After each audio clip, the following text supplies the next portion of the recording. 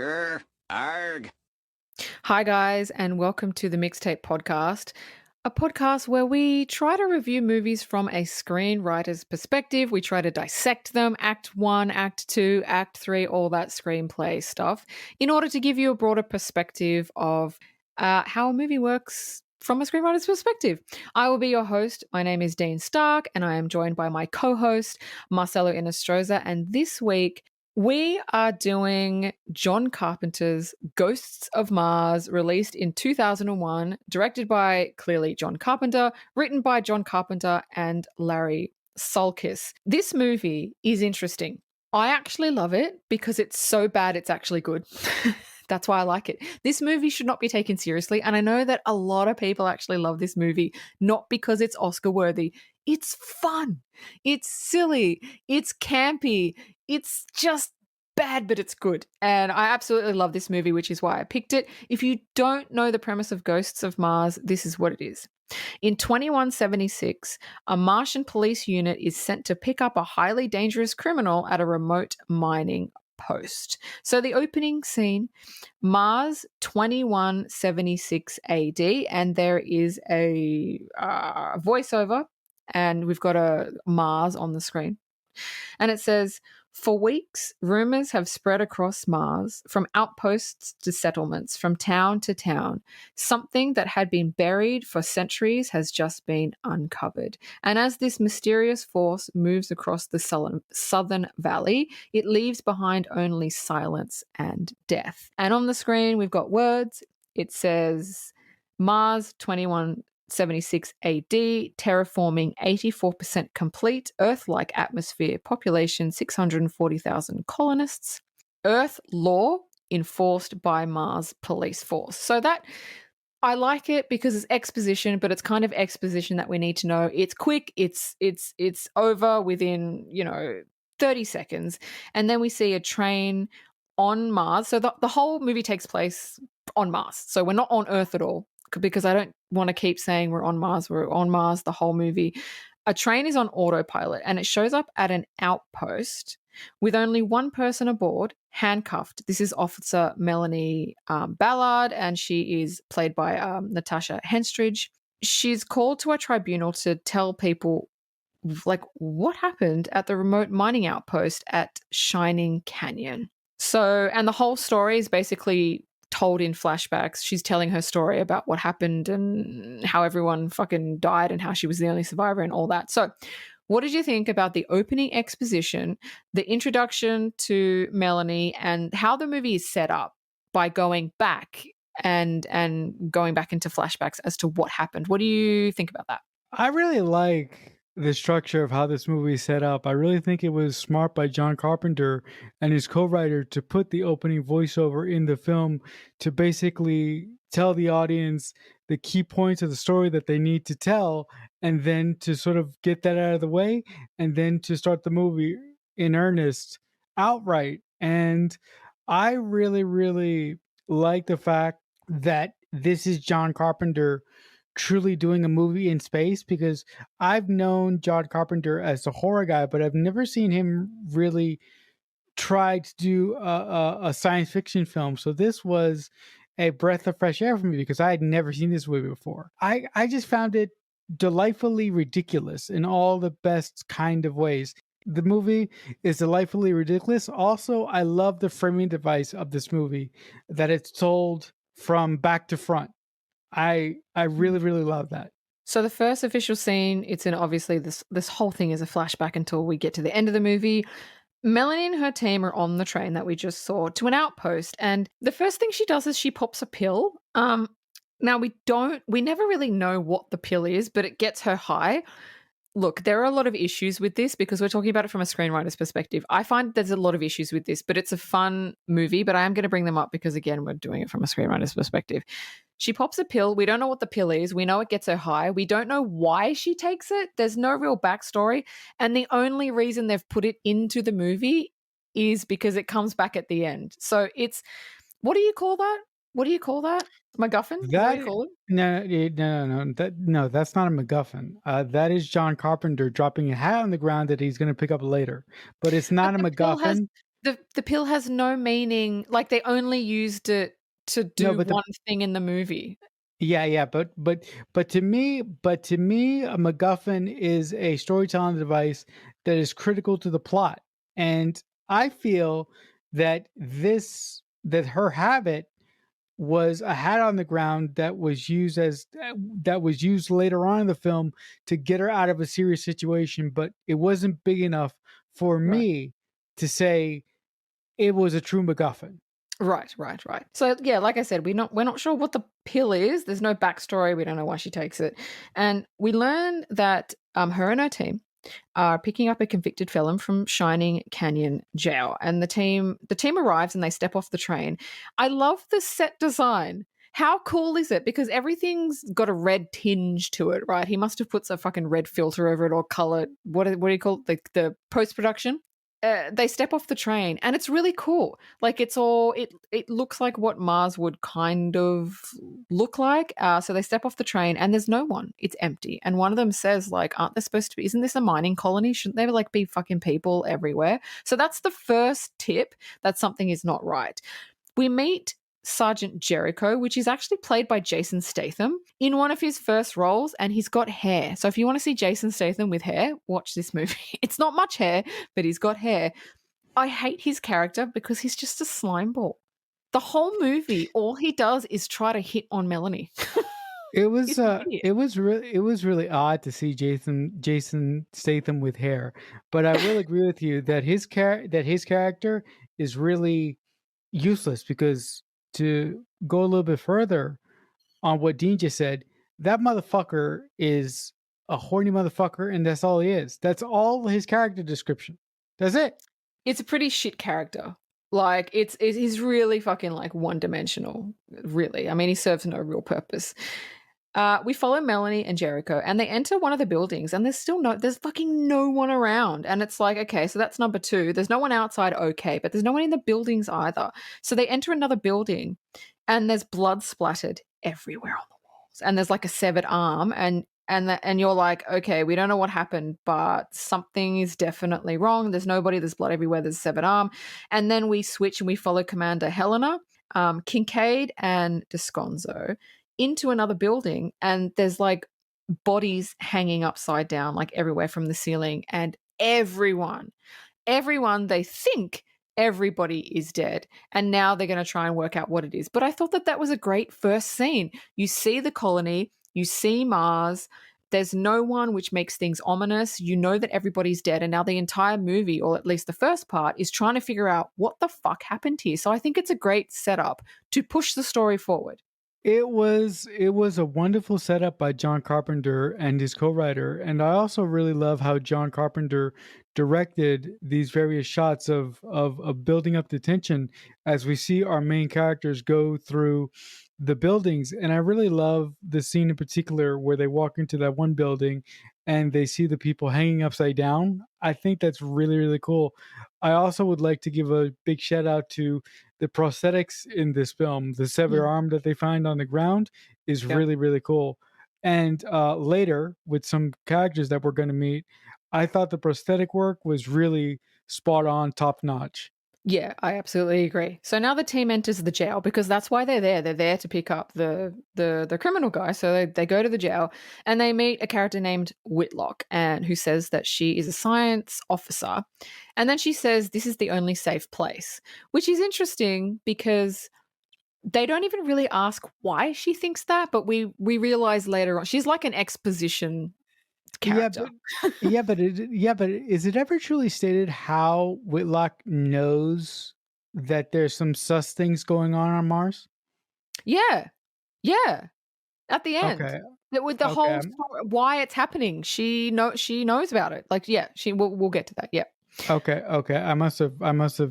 Fallen asleep. Close your Look, to got a be cup of coffee. honest, to be honest, I had to go to this movie twice because um, I fell asleep the first time. I'm sorry, but I second, knew you fell asleep.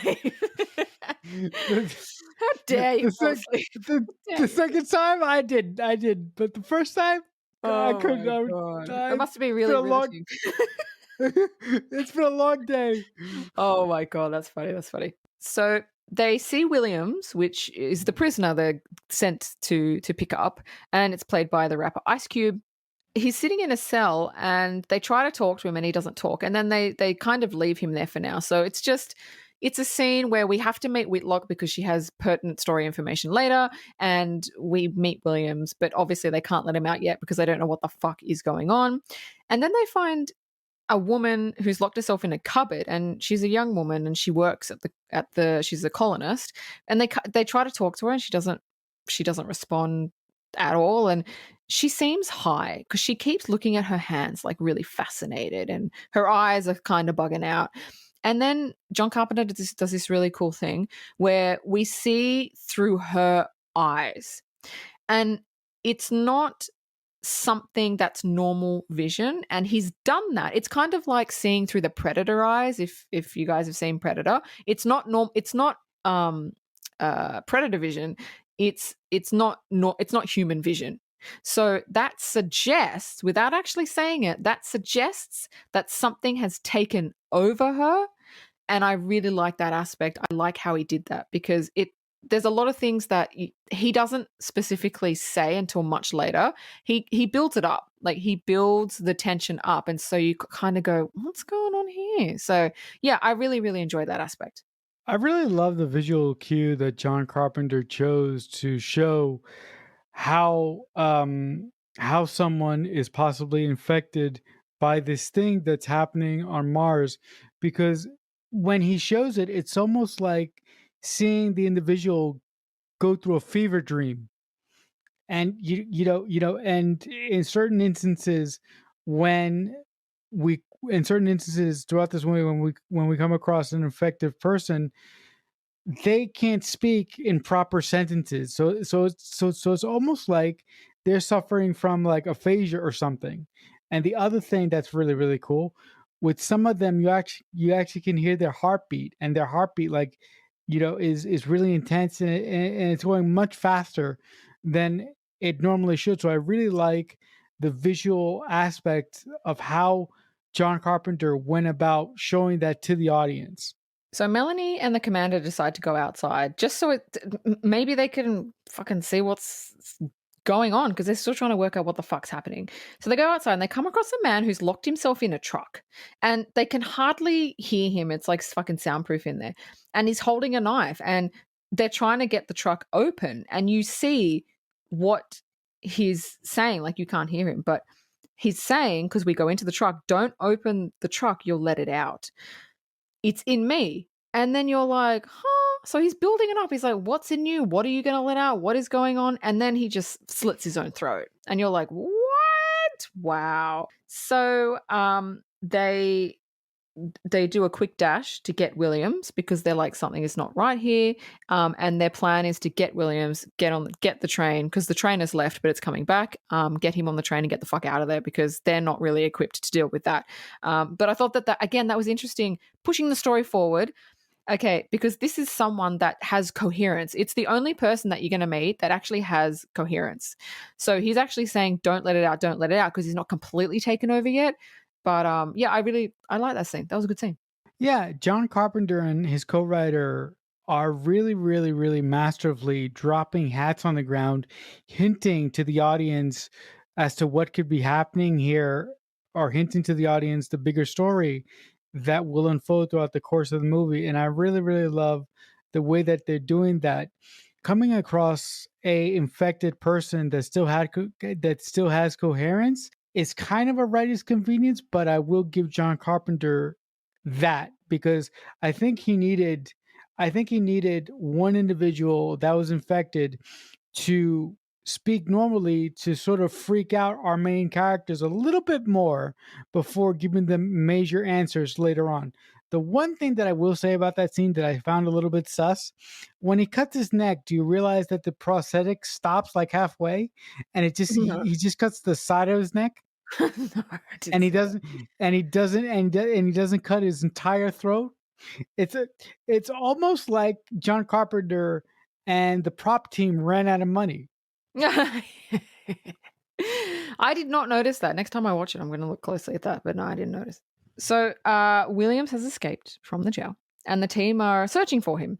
Melanie enters the clinic, and which is like a hospital.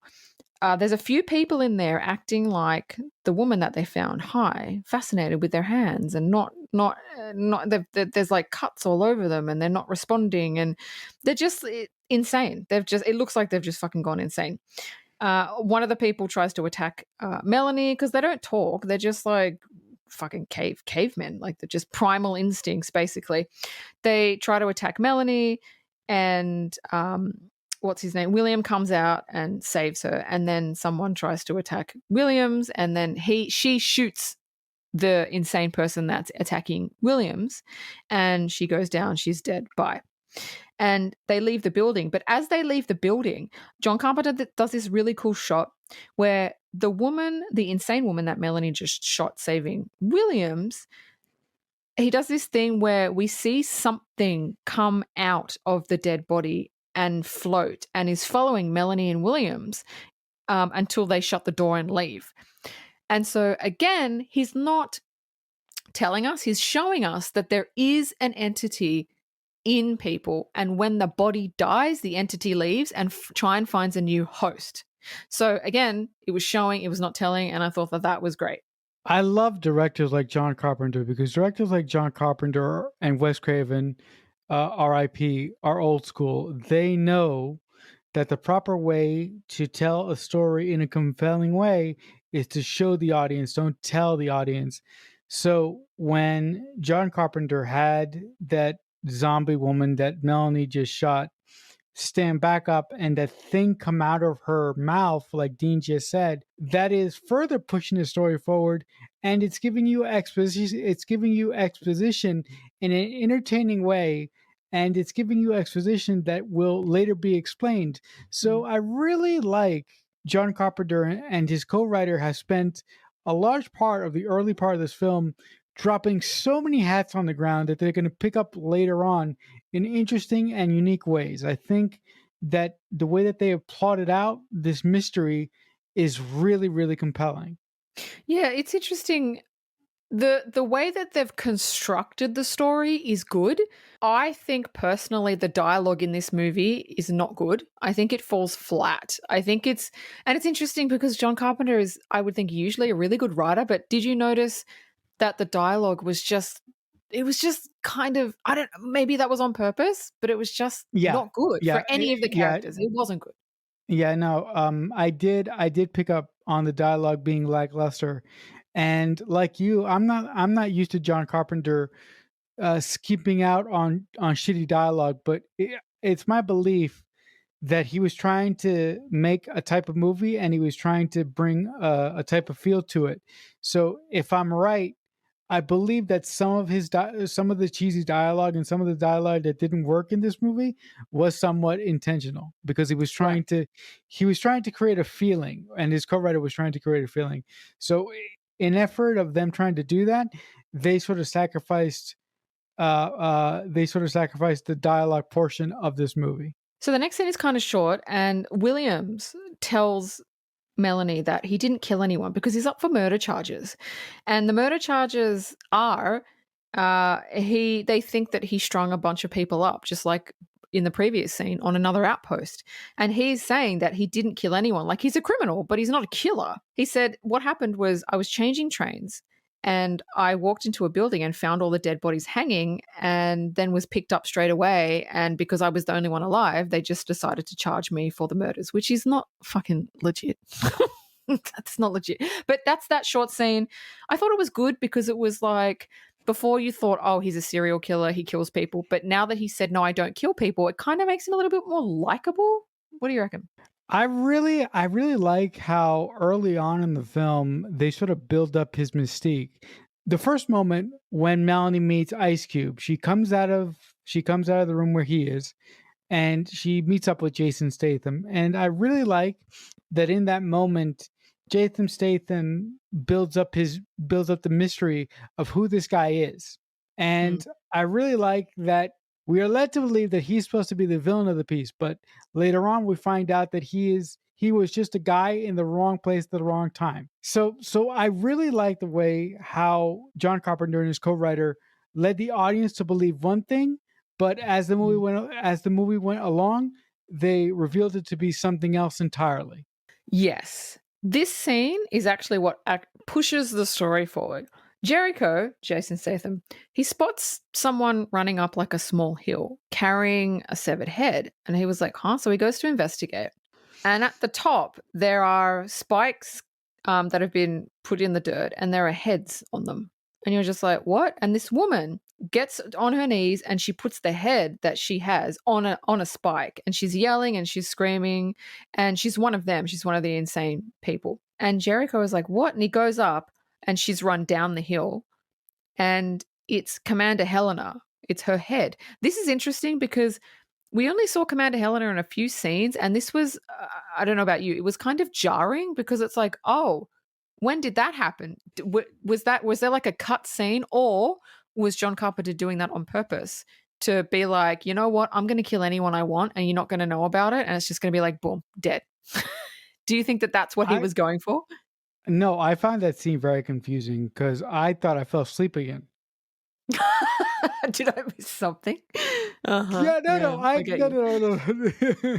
I rewound the movie back to where we saw her for the first time, and then I rewatched all the scenes, and I'm like, wait a minute, she was here 1 minute, and now she's dead on the pike. It's jarring. So listen, I'm of the belief that there is a scene in there that shows her die, and for some reason John Carpenter cut it out Probably. because to be honest, I felt that that was sloppy storytelling.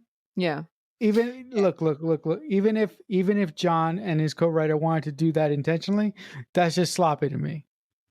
No, it's jarring. I didn't really appreciate that. So after Jericho sees this, he kind of freaks out and he peeks over the hill that this woman has run down and sees a horde of people, insane people, who have just mutilated their bodies because that's what when the entity enters your body, you just for some reason start mutilating your body and start looking like you've come straight out of fucking Mad Max, which is what they look like. That's how they're dressed, fucking Mad Max. They're Discount Mad cheering. Max. Discount, yeah, discount. Wish Mad Max. They're cheering on the leader. Now, I had to look up this guy's name. He actually has a name in the movie that's clearly never mentioned. His name is Big Daddy Mars, which I thought was really fun. Oh, Big Daddy That Mars. sounds like a name of a character in a Mad Max film. Oh my God, it does too. And he's speaking in a language we can't understand, but they can. And they're cheering him on as he's beheading the rest of the colonists that kind of didn't change. I have to tell you something. You might be surprised by this. This guy, this villain, Big Daddy Mars, he is the scariest villain I've ever seen in any fucking movie. And he still scares the shit out of me. And I love him. For people that Huh? haven't seen this, yeah, for people that haven't seen this movie, he's like fucking 6'5". He's got this armor on. He's got this long hair. His face is painted white, and he's got these like jagged teeth. And and the way he speaks, they call it ghost talk, which is why you can't understand what he's saying. It scares, I don't know what it is. It's like a visceral thing in me. Every time I see him, I just get this reaction where he just scares the shit out of me. More so than any other horror villain. He's the one. Is that weird? Yeah, I mean, Oh, it freaks me out, man. of all the crazy shit, of all the horror films that you've seen, are you telling me that this guy This guy. This is the is one. this guy is scarier to you than Freddy Krueger is? Oh, 100%. 100%. This guy. Huh? Nobody. Freddy Krueger's funny. He's not like Wait, Freddy no, Krueger is well, creepy, but he's not scary. hold up. Let me clarify. Freddy Krueger in his first film, not the other ones. No, no. Freddy Krueger's like, oh yeah, because Freddy Krueger's kind of comical. But I think this guy, because he has a way of speaking. The way that Okay. he speaks just scares the shit out of me. Um, Okay. I just I can't explain it, man. Uh, It scares me. look. I will give you this. The one character that still freaks the shit out of me that I can't explain that is similar to your affliction with this dude is the judge from Who Framed Roger Rabbit. That character, every time I see him, I get this unsettling feeling. Even as a kid, he freaks me the fuck out. Oh my god, is that Christopher Lloyd? Yeah. Oh Th- my god, oh my god, oh my god, okay. I, That I, traumatizes me. At the end when he takes his wig off and he starts talking yeah, yeah, yeah. No, no, no, no, like this! His no, eyes no, roll. no. Seriously, every time I see that movie, I cannot watch that scene because as a kid and as a young adult, every time I watch that movie, that scene when he takes off his face and he starts talking with the high pitched voice like Dean just did, scares the shit out of me every time. Same. That scares the shit out of me. So I'm fucking Yeah, with you on that yeah. one. It's like, yeah, it's like childhood traumas, man. Yeah. Yeah. Even as an adult, that scares me. Yeah, yeah, definitely. Like, this Same is a here, kids' same here. movie. Listen, they went hard on Roger Rabbit. They did. They're like, how can we freak kids out, traumatize them into adulthood? Fucking let's do this. Like, they did go hard. The way they kill cartoons in that movie is terrifying because they put them in vats. Oh my god, when he puts the shoes in the vats. Yeah, he puts They're the like shoes in scared. the vats. Oh my god. Oh, Oh, well, we I gotta. cried, man. I cried. Yeah, Fucking yeah, poor yeah, shoes. yeah. We gotta get back on. The thing for Fucking shoes. shoes, Come man. on. Oh shit, man. Oh my god. What did you think But about the scene? I went on a fucking tangent about this fucking Big Daddy Mars, but what did you think about the scene? yeah, no. The scene was very effective. It really, really did a good job at basically showing you how these people communicate, and it did a good job. It did a thoroughly good job at freaking you the fuck out and making you uncomfortable and making you afraid of these people because these people, to me, they act like zombies. I Yeah, never yeah. got the sense that they were taken over by some entity, although they were. I Mm. just looked at them as space zombies No, I agree. ultimately, again, I mentioned before, the Mm. makeup on these people is amazing. It's pretty good. Yeah, it's pretty good. So Yeah. Melanie gets the news of this and of the commander's death and pulls the science officer for questioning. And the science officer explains. I don't know why, though. I don't know why she thinks that the science officer has said nothing to say that she fucking knows anything, but whatever. Let's just skip past that. So the science officer explains that whatever used to live here, because again, we're on Mars, whatever used to live on Mars, we woke it up. Some organism that has been dormant has, again, we woke it up and it's started possessing people. We will find out why she knows that, and I will explain it to Marcella, who fell asleep conveniently at the part where we find out why it's happening. But yeah, that was another good scene with Whitlock, the scientist. Yeah, listen. If there's any thankless characters in this movie that I believe are only in this movie for one purpose, it's Whitlock because she is the definition of an exposition machine. She is. Yeah, I'm like, but look, I can rationalize my head around it by saying this: the main character probably felt nervous and she needed somebody to give her answers, and Mm. Whitlock was there and she gave us what she had. Yeah, no, that's true. That's true. So Jericho meets some people that aren't possessed who tell him that they saw they were watching the colonists and they saw a red dust storm form, and they hid. And when it was over, they saw everyone lying down, and they thought that they were dead. But then some of them started to wake up and start acting really fucking odd. So now we know that some sort of dust storm was the infection point. And then they began cutting themselves, mutilating themselves, and killing who hadn't changed. The people that Jericho met, he brings back to where everybody is, where Melanie is. And it turns out that they're there. They actually came to the outpost to break Williams out. Then they get the tables turned on them. And Williams and Melanie make a deal to help each other and to get out and to get to the train. Because look, you don't make alliances with criminals, but when you're in a situation like that, it's like, yeah, we need to make a truce. So what do you think?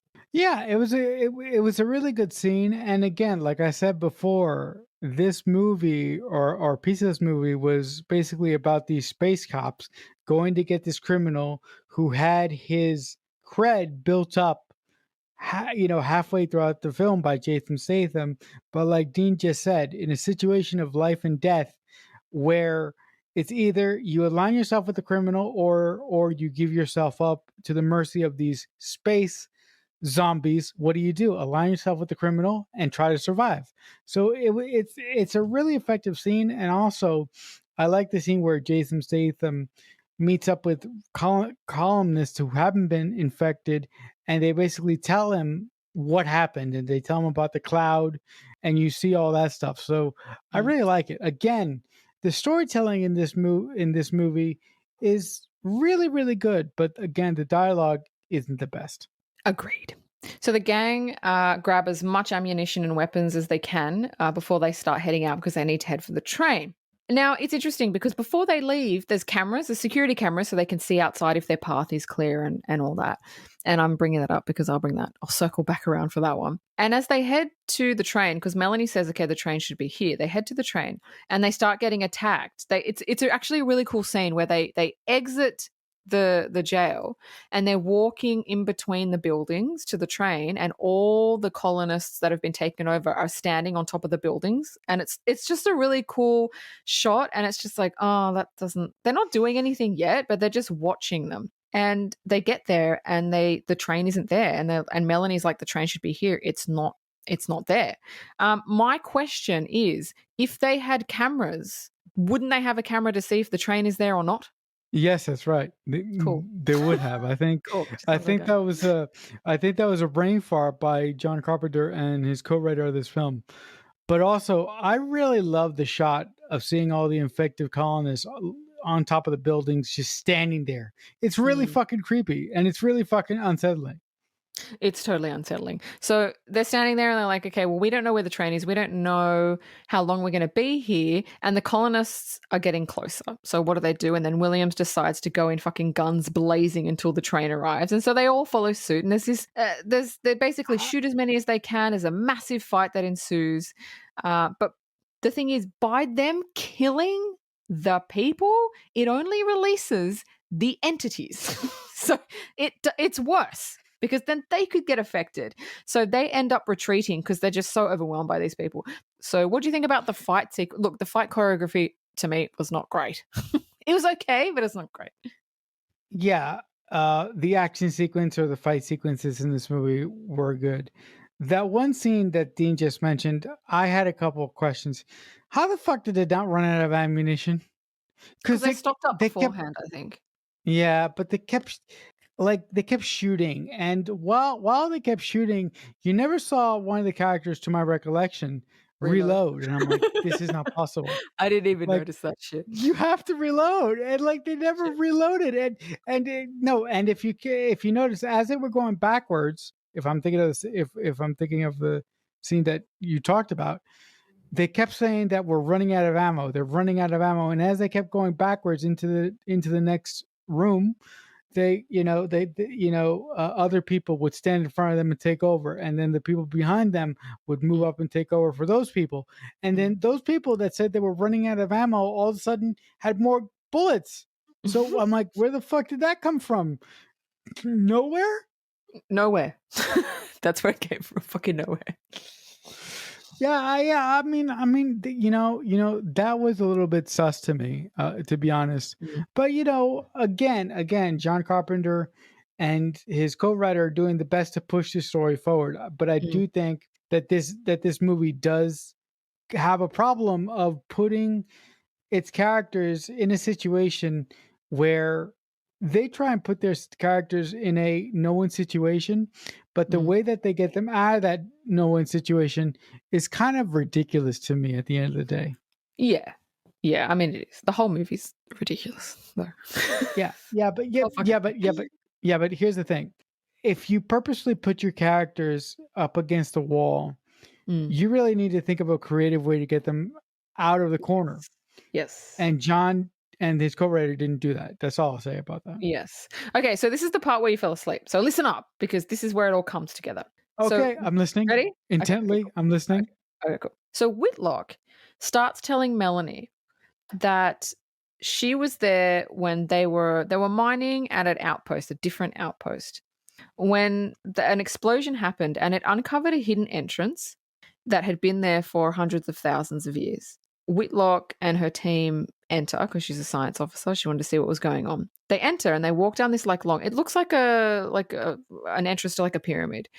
They walk down this long hallway, and Whitlock comes across a door with like weird symbols on it, obviously writing in another language. And she touches the door, but as she touches, it disintegrates, and this red dust starts coming out. They gun it out of the fucking thing, and then the red dust is out. So basically, she said that she's the cause of this. She let it out. It was an entity that was trapped. Someone had trapped it with the symbols, and she let it out. Now, I would like to know more backstory on why the red dust was kept there, because obviously some civilization before that found out a way to keep it there. That would have been really interesting to me. But that's the whole backstory. That's why Whitlock is there, and that's why it happened. And I liked it. I wish it was fleshed out a little bit more, but I liked it. God damn it. I love that explanation. I wish I was awake to hear it.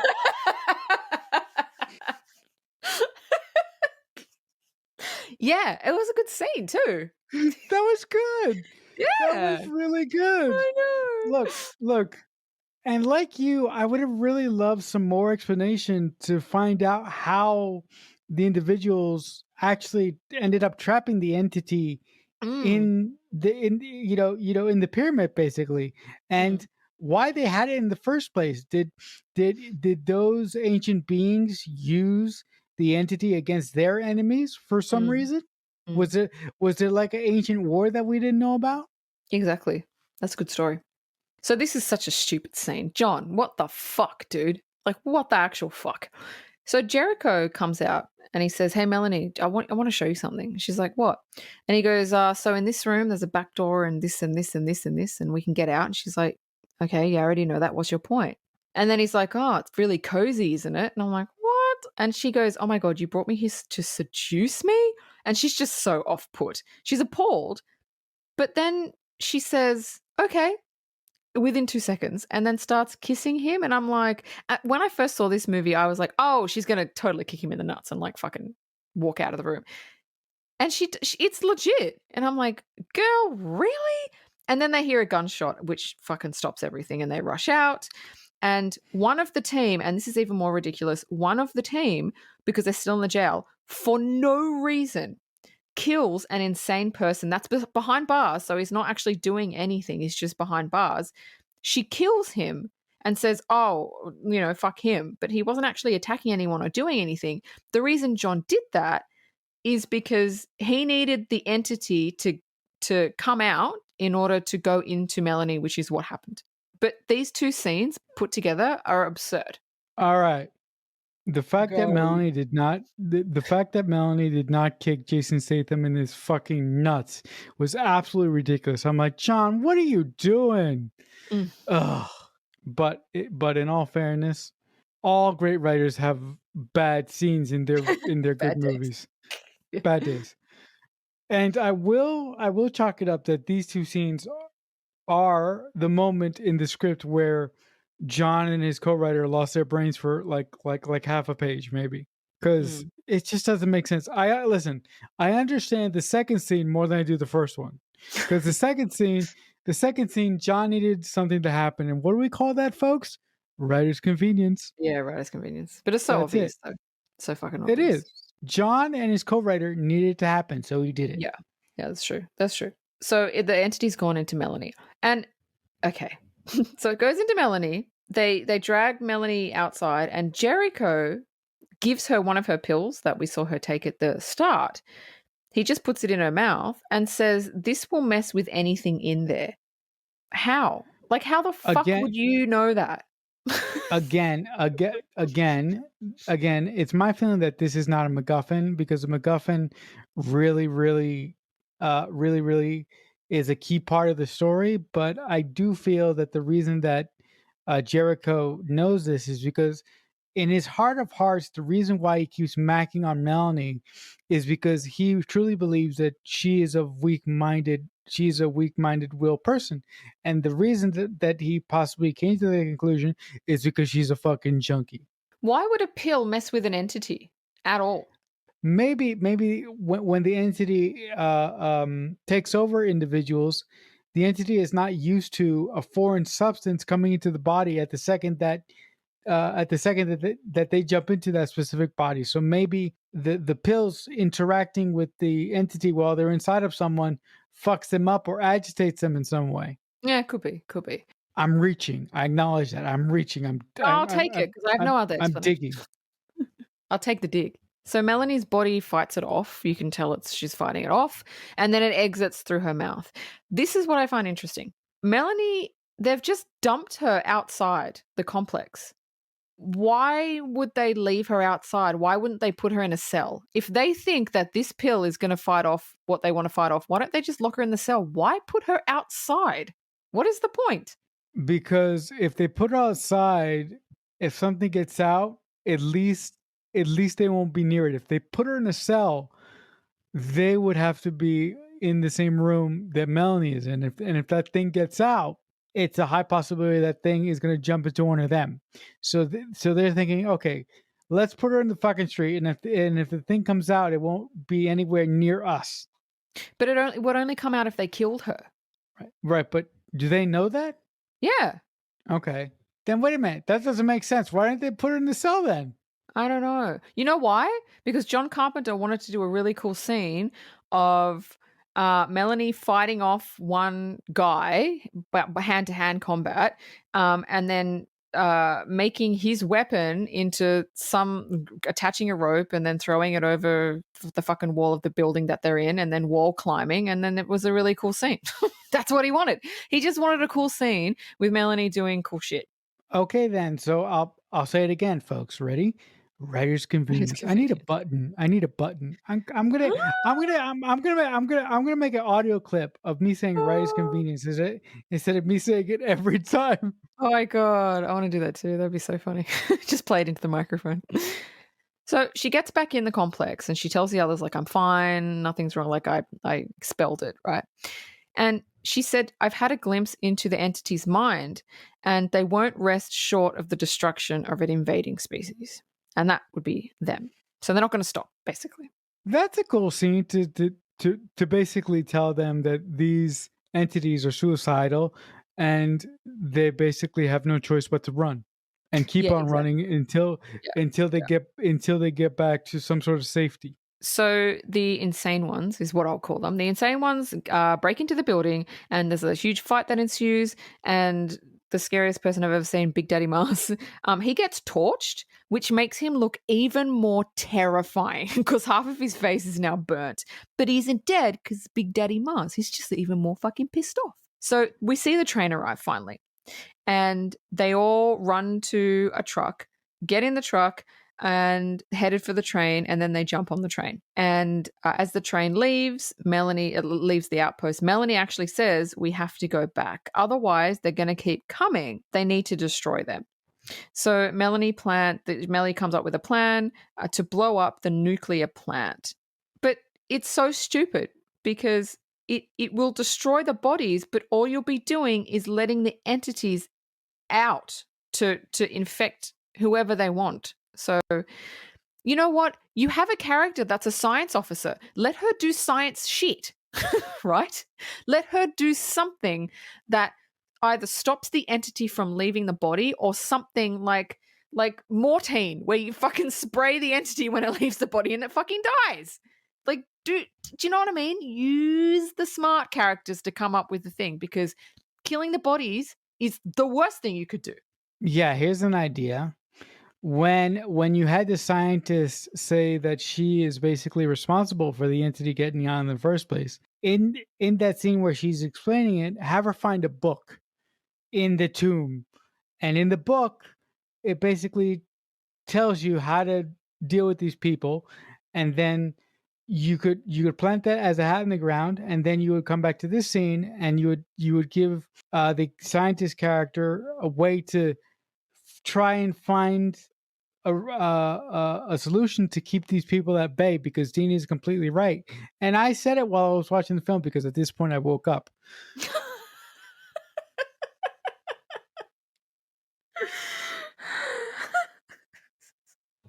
Yep. I can't. I can't fall asleep. I got to write notes. I absolutely cannot fucking fall asleep. You have the option. What a luxury that would be. Fucking luxury. Oh my god. I Continue. said to, I said to myself, So it's just really funny. I I said to myself, this doesn't make sense. If they kill them all, the entities will come out of all of them, and you have a bigger problem. So I also believe that this is another instance when John Carpenter and his co-writer fell asleep at the wheel, unfortunately, and they Yeah. didn't think this through. Yeah. Yeah. So basically, they go back on the train, and the plan doesn't go to plan. And basically, and I'm summing it up really quickly, everybody dies but Melanie and Williams because there's a massive fight, right? But they did manage to plant the charges at the nuclear power plant. And Melanie and Williams jump on the train to safety when my nightmare, Big Daddy Mars, shows up. Williams fights him, which is not, I mean, I was expecting like a better fight. It wasn't, it was a lackluster fight. Fights him and then pushes him onto the next carriage, uncoupling it. And he's planted explosives on that carriage and then it explodes. And you see Big Daddy Mars died. It kind of goes kaboom. And that's that scene. Yeah, it was a really lackluster fight, and I was like, I really don't, I really don't like the fight choreography in this movie. Mm, It's mm. really, Not it's great. really lame. It's like they threw it together on the day, which is Yeah. fine. But Yeah. I'm like, you could I mean, Big Daddy Mars could have really, really fucked up Ice Cube, Mm. Yeah. right? Ice Yep. Cube. Yep. Yeah, it's just like, yeah, I really feel that that could have been done better. The fact that everybody died, like half the team, I was like, okay, whatever. But Mm. another thing, we don't know much about these people, so when they die, You they don't just care. die. We don't care. Yeah, I don't care. I didn't care Yeah, about any of them. yeah, and I would and I would have really appreciated it if John Carpenter would have given some of these characters some backstory. Mm. Like it would have been really cool if we would have figured out why Melanie was a drug addict. That would have been really cool. Yeah, yeah. There's a lot of things that he kind of maybe should have done. So they're on the train to safety, Williams and Melanie, and Williams is stitching up Melanie because she got stabby. When everything's going well between them, and she said, "Look, I'm going to tell them that you helped me. I'm going to tell them you didn't kill those people. Like, I'm going to stand up for you." And basically, he handcuffs her to a sidebar in the train, and he's like, "Look, thanks, but I don't trust you." And he escapes the train. And now we know how she ended up alone on the train. So it's like kind of circles back to the beginning. Yeah, I like that scene because John Carpenter and his co-writer closed a circle that they showed us at the beginning of the movie. But just because they did that, it kind of doesn't make sense to me that that Ice would want to stay in this barren wasteland with this organism floating around. I'm like, Mm, really? Like, mm. yeah, I'm not too sure about that. So back at the tribunal, circling back to the beginning, Melanie's still there and she's finishing off her story and she leaves the room. Now, the head honcho, the woman that's listening to Melanie talk, she actually says, "Is our statement to the cartel going to be Mars is being taken over by ghosts?" And I'm like, "Oh, you're shady as fuck. You are shady as fuck. And I don't give a fuck about you." So now we switch to Melanie and she's asleep when an alarm in the building starts going off. A security breach alarm. She gets up, she gets dressed. When Williams bursts through the door with really cool, like silver looking guns, throws one to her, and they step out. And he says, "This is so corny." He says, "Let's stay alive." And Melanie goes, "It's what we do best." And that's the end. Like, you don't even know what's going on in the building. That's literally the end. Yeah, the end scene when the lady who is running the tribunal mentions the cartel, I'm like, what the fuck? They're Mexican to us? Like, I'm like, wait a minute. I'm like, hold up. Shady. What the fuck? They're Mexican to cartels on Mars? How the fuck did that happen? They probably fund everything on Mars. Probably. The last scene of Melanie waking up and the base being attacked and Ice coming through the door and saying that she's alone, I'm like, whatever. It's at this point I was like, okay, this movie's just fun. At that point I let it go. Yeah, yeah. So that's the end of the film. Should I go to my trivia? Yes, onward to your trivia. Okay, so some of the locations that they filmed at, one of the locations they filmed at was at an actual mine in New Mexico, and it was almost pure white. So the crew sprayed it with a biodegradable red food dye to make it look like Mars, and I think it came off pretty well. Oh, that's really cool. And I agree with Dean. It came off extremely well. Jason Statham was actually hired to play the criminal Williams, but was replaced by Ice Cube because Ice Cube had more star power. Oh, I would have liked Jason Statham to play Williams. Yeah. I don't shoot me, people, but I don't like Ice Cube too much. I don't know. I don't mind. It depends what he's playing. It depends the role that he's playing. Right. Natasha Henstridge replaced Courtney Love a week before production. Oh, I actually like that choice because Courtney Love playing this role. Yeah, Mm, yeah. So Courtney Love was no. actually in training for it when she broke her foot and had to pull out at the last minute. Oh, thank God. Yeah, no. This entire movie was filmed entirely at night, even when they were working on a sound stage. John said, the That's cast actually, odd. well, yeah, the cast actually got really pissed off at him. And he What? said, "Oh, I don't like getting up in the morning, so we're going to do night shoots." And the cast were just That like, "Fuck this guy." Ice Cube and Natasha Henstridge said that this is the worst movie they've ever done. okay, I buy that. I buy that for $1. But it's interesting because John Carpenter actually came out when this movie came out, it was getting panned. It was this is shit, like by the critics. And he said, "Oh no, people don't get it." He said, "This movie's supposed to be stupid. It's supposed to be campy. It's people thought it was supposed to be a serious movie." And he was like, "No, and I'm going back to what you said before about the dialogue and what you thought he was trying to do, which is absolutely correct. He was writing it shit on purpose. It was supposed to be funny. It was supposed to be comical. It wasn't supposed to be a stock standard movie, but when it came out, everyone thought that it was, oh my God, what is this shit?" And he's like, people just didn't get it. He's like, it's the movie's named Ghosts of Mars. What the fuck? You think this is serious? It's not. Well, Yeah. here's an idea, John. If it was supposed to be funny, you should have wrote the jokes better. Because and Yeah. and you could have written better dialogue that plays into the fact that this is supposed to be funny. The last piece of review I have, okay, so Big Daddy Mars, the guy that scared me so much, he's actually a stuntman, and his name's Richard Citrone.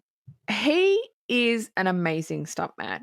He was actually, and this is for the Buffy fans, he was actually Adam's stunt double in No Buffy. way! Yeah. Get out of here. That's cool. I'm not even going to explain who Adam is. Buffy fans know. These Yes, are the we other know. movies he's worked on, right? So he does stunt doubling, he does stunts, and he does stunt coordinating for movies, right? Awesome. These are just some of the ones he's done: Justice League, Suicide Squad, Captain America, Star Trek Oh my- Into Darkness, Thor, Iron Man, Watchmen, 300. Those are just some of his work. Amazing. He's Holy amazing. shit. Yeah, he's wow. That's some great stuff. Yeah. He's great. He's amazing. He scares the shit out of me, but he's amazing. But also, just real quick, God bless stunt people because they don't get enough love in movies. They don't. They really don't. But anyway, that is the end of Ghosts of Mars. We hope you enjoyed it. If you liked what we had to say, please consider subscribing. And you can email us at themixtapepod@aol.com if you want to request anything, or if you have any comments or anything you would like to say to us. Up next week is our season finale. We are doing M. Night Shyamalan's Signs, and I absolutely love Signs. It's going to be awesome, and I hope that you can stick around for that. But as I say every week, podcast voice, if someone is kind enough to make you a mixtape, that must mean that they really love you. The Mixtape Podcast is a Balloonhead Productions presentation.